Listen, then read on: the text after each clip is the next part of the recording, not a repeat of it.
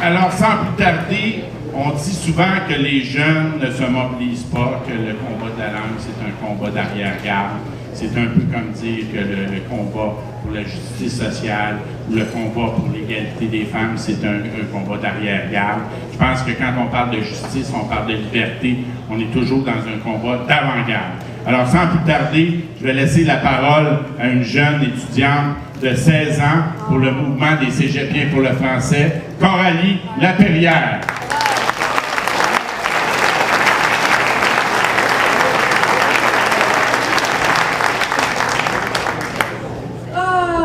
Cégep. Toute une expérience. On commence à orienter son choix de carrière, on apprend de nouveaux thèmes reliés à notre domaine, on consomme plus de livres, de films, de journaux pour nos devoirs, puis il y a la vie sociale.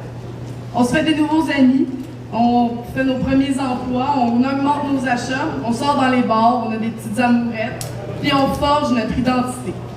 Le Cégep, c'est une étape importante dans la vie des Québécois, et c'est en français qu'elle devrait se passer.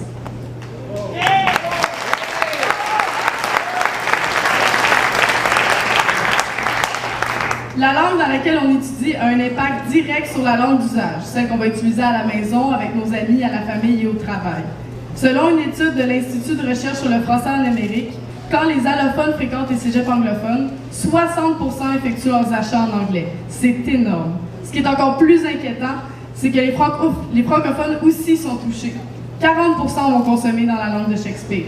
Les francophones s'anglicisent, et ça c'est vraiment très grave, c'est de l'assimilation. Les chiffres sont clairs, les cégeps anglophones anglicisent. On doit diminuer leur impact maintenant.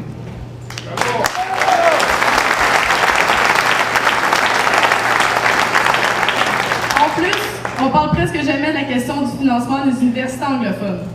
Vous voyez mon petit carré rouge ici? On parle souvent des financements des universités. Eh bien ça, c'est une question qu'on devrait parler maintenant, parce que le surfinancement des universités de la langue minoritaire est une question importante.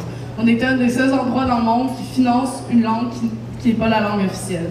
Les Anglo-Québécois de langue maternelle représentent seulement que 8,3% de la population. Et pourtant, ça paraît pas, on se bat encore.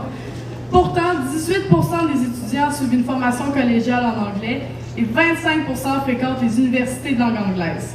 Le financement universitaire et des établissements anglophones représente 29% de la facture totale des revenus qui sont alloués aux universités. Donc, petit rappel, 8,3% d'anglais de langue maternelle, 25% des étudiants y vont au Québec et 29% ils ont le financement. C'est vraiment trop. C'est énorme et ce déséquilibre-là encourage le transfert linguistique vers l'anglais. C'est vraiment grave. Selon des études de l'IRFA encore, il y a de fortes chances qu'un étudiant poursuive son cheminement universitaire dans la langue dans laquelle il a étudié au cégep. Il est donc tout à fait légitime d'encourager la fréquentation d'établissements collégiaux francophones et même de légiférer, afin de diminuer le poids des universités anglophones plus tard et peut-être, espérons-le, leur sous-financement et changer la société qui s'anglicise. Dans le projet de loi 14, on ne trouve malheureusement pas l'application de la loi 101 au cégep. Pourtant, c'est nécessaire si on veut protéger le français efficacement et pour longtemps. Il faut continuer à se mobiliser pour que la loi 101 soit tordue au collégial. La langue française est riche, c'est pourquoi il ne faut pas être avare avec elle. Elle est précieuse et c'est pourquoi il faut la protéger. C'est notre langue et c'est pour ça qu'on doit la partager. Vive la langue française, vive la loi 101 et vive le Québec en français.